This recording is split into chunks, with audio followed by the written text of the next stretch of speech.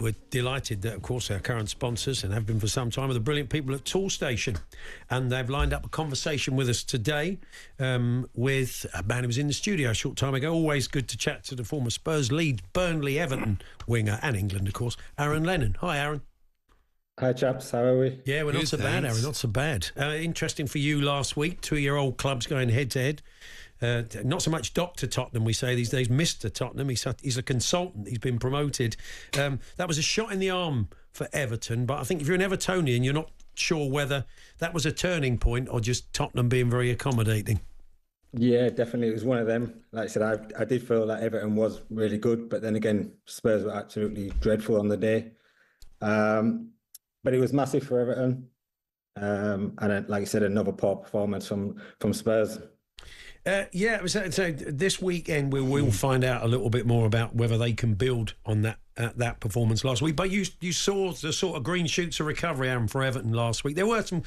I mean, obviously, just Dominic Calvert-Lewin scoring and getting his confidence up will make a big difference. No, 100%. Like I said, Dom's a massive part of that team. I think he's been starved of service this season so far, but he showed his quality. He probably could have had a hat-trick last week, but he's a top player, and if they can get the service to him, Dom has got goals in him. Like I said, he's managed to keep himself fit, which was a problem in the past. But like I said, looking at them last week, I think David Moyes comes in, it looks like they're going to play Decore a lot closer, and Dye's looking like he's a top player. And if they can get the service to Dom, like I said, I don't worry for Everton as in going down. I think they'll be fine. What do you make of Spurs? I mean, obviously the injuries are really affecting the season, but do you think he's on the right lines, Ange? Yeah. Look, it's tough. It's been a difficult season, and like the injury list is a massive problem. I know it keeps going on about it, and everyone keeps talking about it. But when you've got that many players out who would actually start every day in any team every day of the week, then it's a big problem for him. So I think that's been a huge problem. I think, like I said, the game management is still a huge problem. We've seen it again last night. You're just never comfortable watching Spurs. You're so unsure. The first half, they was brilliant. The second half, they didn't come out of the traps. And like I said, that game could have gone either way. Obviously, they went 3-1 up, and then they concede again, and you got a shaky 5 minutes. So it's been a difficult season for Spurs. So, like I said, they're still in the cup competitions, which is great. But it's been a tough watch this season so far. It's quite encouraging to see Son get that second goal in traditional Sonny style, as you would say. We haven't seen very much of that this season. It was a real Son goal, the little sort of what Big Ron used to call the lollipops, nice and then finish. Sticking it right in the corner. We've not seen enough of that this season. And he did sort of go over and shush the Spurs fans, which I think is a bit rich, considering there was only a few Herberts who started abusing him at Everton last week, not the whole crowd. He's much loved at the club. And also, he's not had the best of seasons. It was a bit of an odd move, that. Yeah, like I said, I seen it as well. I was like, what are you doing? But look, Sonny's a top player, and he's loved by the Spurs fans. They absolutely adore him. Not just him, everybody at the football club. He's a top player, he's a top man, and he's a great captain. But it was great to see him getting the score sheet, and that's, like I said, we need him to see him to step up like that. Like I said, the little step over and finish, we've seen that so often. And we need him to step up now. Like I said, we need the experienced players, because like you said, there is only 5 or 6 now outfield players, experienced ones who are fit. But yeah, go on. Yeah, sorry, I was bemoaning the fact earlier on that Tottenham haven't done it. Apart, they brought Kinski in, which he looks like a good signing, but no outfield players yet. The manager's been saying constantly he needs help, and there are more players injured for this weekend. If you're a player in that dressing room and you kind of feel like your squad isn't deep enough and you do need help, what's that feeling like? Are you starting to, are the boys having chat saying, wonder if they're going to do any business? We could do with this, we could do with that?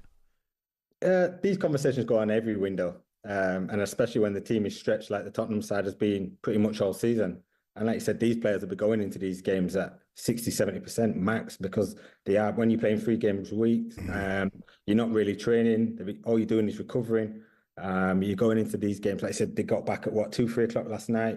You got the game again Sunday, you're still fatigued, and you are looking around saying, we could do with a few extra bodies. I'm sure they are trying to do some work in the background, but we all know January is such a tough window. But like I said, Spurs do need some recruitment in, and fast. Yeah, they needed it at the start of the month. I mean, you know, the way that Tottenham tend to work is they do it at 10 to 11 on the final day, but he's needed help for a month. And I find it hard to believe there isn't anybody out there in the world of football, the whole world, that could come in and sort of oven ready and do a job for the team. No, look, I've been surprised, and you know what it's like. You start leaving it this late in the window, and you, like I said, everyone's looking at Spurs and seeing the injury list. The price is only going to go up for these players. Sure. And we know what Daniel Levy is like. If he doesn't feel it's the right deal for the football club, and he does feel as if people are putting an extra 10, 15 million on these players, he's not going to do the deal. So they've left themselves in a sticky situation. What is it? 10 days to go over the window? It's not an ideal situation for Spurs, because I do feel like they need a centre half definitely to come in and cover, and I think they need another striker. So you felt they should have had stuff lined up right at the start of the window, because now we get down to the end of the window, they can attempt to blackmail them because they know they're desperate. Yeah, pretty much. I always believe it in any window. If you can get your business done early, get it done. And like I said, Spurs have had these injuries for a long time. Obviously, the Solanke one's quite new, but I still feel as if they would have needed another striker. But the centre half situation has been a problem for a little while. So you would have liked to have thought they would have had some ideas anyway for players that they was going to go and get in early in the window. Like you said, teams are going to say, look, if you want our player, come and pay an extra 10, 15 million for him, and that's a problem. Yeah, worrying stuff. Certainly if you're a Spurs fan. We're touching on some of Aaron's, and we're going to talk a bit of Leeds, of course. Yeah, bit of Carl Walker. Yeah, Carl Walker, an old teammate of his, off to Milan. So Aaron Lennon is with us with our good friends at Tool Station. We'll keep chatting in a moment. And don't forget the Tool Station Club, the brand new loyalty programme that gets you 5% off every order. 18 plus, T's and C's apply.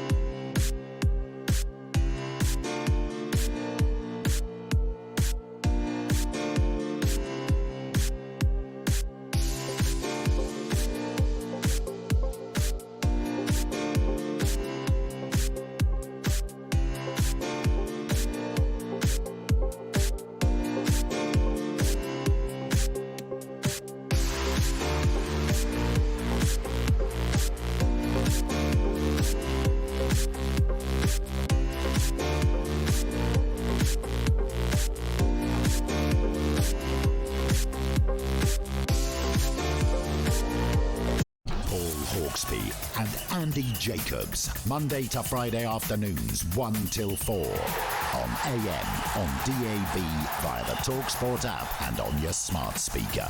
talkSPORT.